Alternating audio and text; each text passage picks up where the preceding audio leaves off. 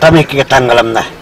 Қарасаң, ол сыртында не деген жаман-жуман сөздердің бары жүреді, жаман-жуман суреттердің бары.